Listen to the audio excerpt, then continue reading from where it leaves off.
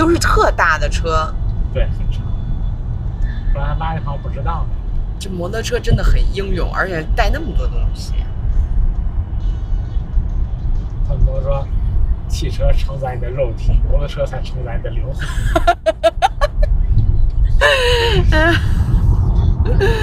真的是，我骑摩托车有很多人很追求的。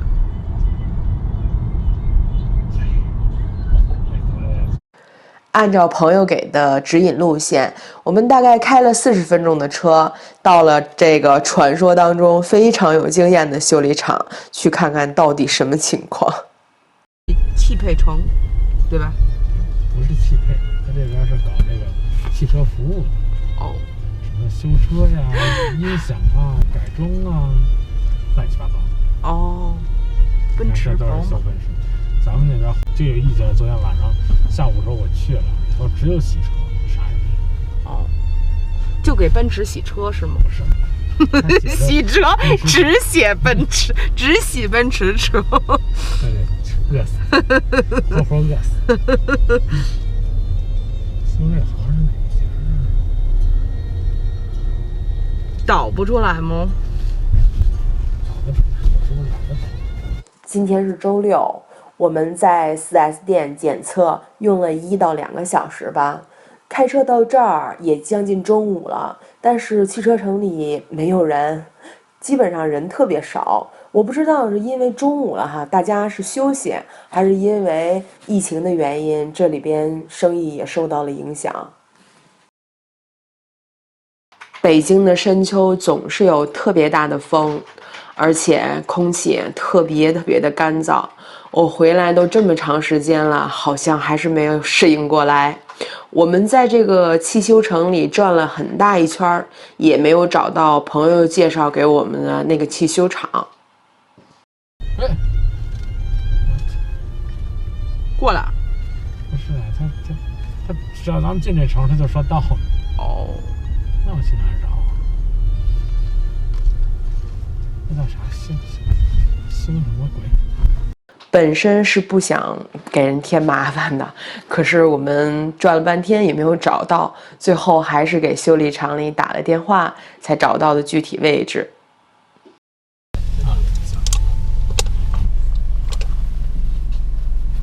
赶紧，你稍微等我一会儿，这2个车都得怼着的。不急，你先忙。朋友介绍的就是这位师傅，对于我们这个品牌的车，他有20年的修理经验，可是他现在可能有点忙，需要等一会儿。我们先把车停在这儿。咱们连让车凉一凉，不然的话测不出毛病。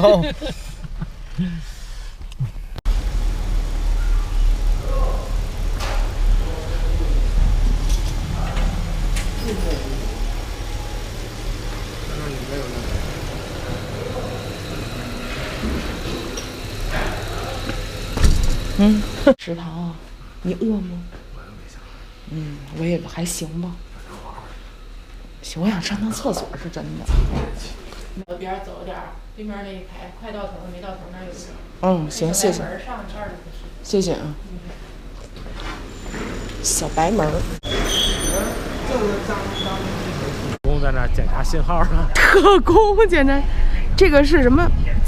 房车的拖车吗？对。哦。没见过，这是什么品牌呀？长得跟火车似的，这挺带劲。挺带劲的哈。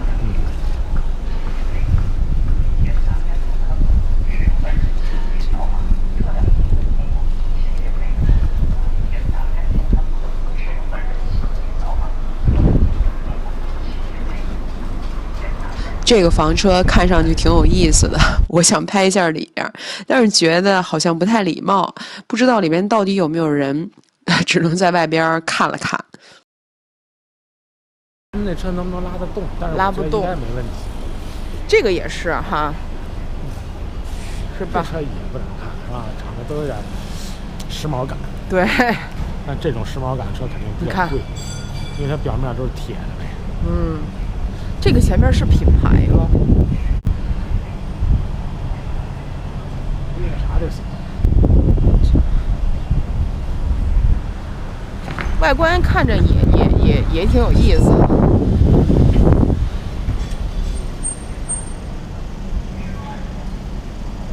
我觉得还是能开的自主能开的那种房车比较好。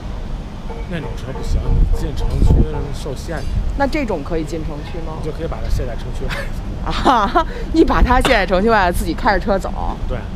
就是你把家卸在这儿，然后你自己开着车去购物什么的，然后再回来，是吧？而且这东西拖车到底不方便，穿胡同进得去吗？你进不去。哦，还真是，就是你把家，比如说我来到一个新城市，我把家安在一个地方，然后我开车去玩一圈。对，玩完再装上。你看，它这个都是你装着的时候，已经挂你车上的时候，你把这个东西放下去，都顶起来了，然后你一卸车，人走了。哦，哎，这个其实要这样，还真是两体的那个比一体的要强一些。关键这两体的便宜。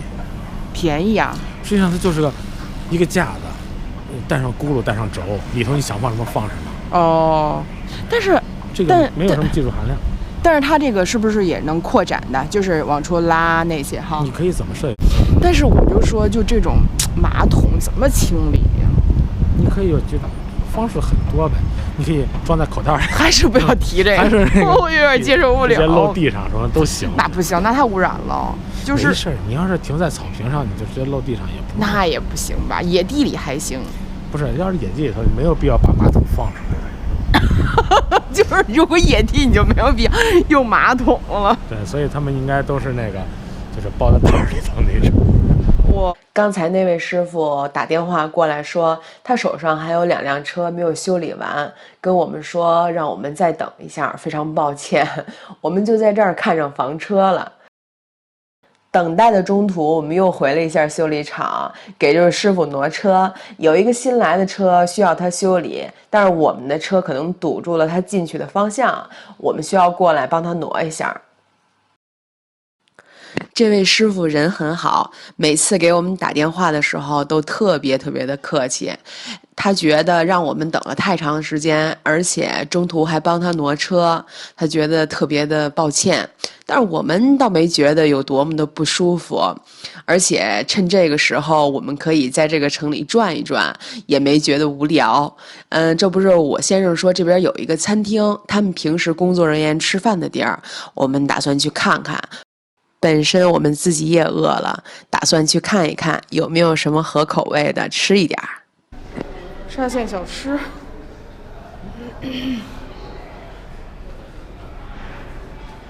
港式餐厅，煲仔饭。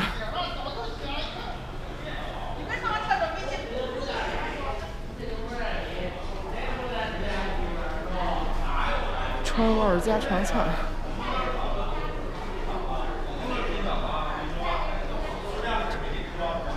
这里边人多，板面，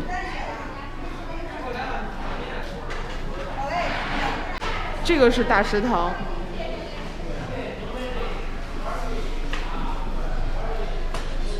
小滋味儿。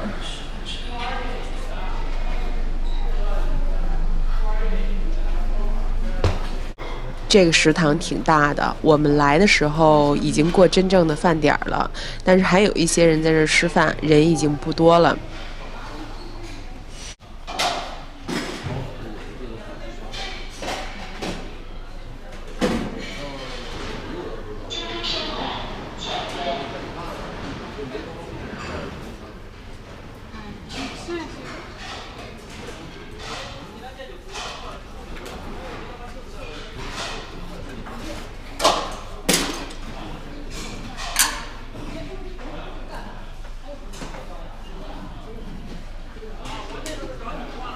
吃什么呢？2.7。哦，那饭点过了吧？我们看了一下，这个面最合我们的胃口。我们2个都喜欢吃辣的，这个面又热又辣。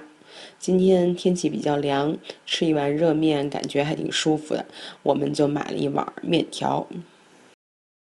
吃着饭的时候，师傅就给我们电话，说他这边的车已经修理完了，如果我们吃完了的话，就让我们赶过来。我们很快吃完饭就过来了，他这就帮我们检测我们的车。现在看到这个柱子旁边的这个机器，就是它检测我们车用的机器。你看，连了一根线连到我们车上，不到10分钟吧，也就5分钟的样子，他就把这个车的问题找出来了。您现在看到这个画面，就是师傅在拆这个小盖子，这个问题就出现在这儿，而且是一个非常小的问题。我们回来的时候，天色都已经晚了，路灯都开了。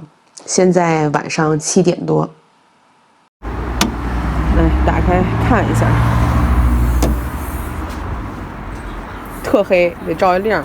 这块吧，是吧？就是这儿，修理的，里边要拿开吧？就要拿开呢，这样方便吗？方便。这还得拿开。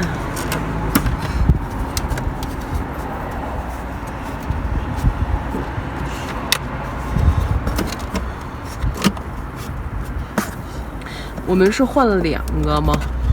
对，换了2个，实际上只有一个换。不太好拿吧？没事。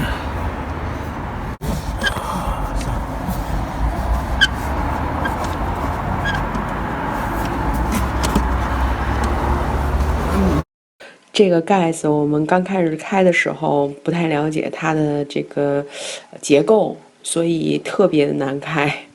我真的要感谢我先生。其实这个盖子开起来非常费劲，上面还有一条线，他其实是为了让我能把这条视频分享出去，然后让更多人知道，而且，他知道我拍这个视频费了很多的心，然后他也不想让我失望，所以就一直在这儿研究，挺冷的。今天，然后他研究了好长时间，终于把这个盖子给打开了。拿出来了。这个好难拿呀。对，是的。按说这么难拿哈，应该保护得很好啊。对。太难拿了。换的是这2个。哪2个？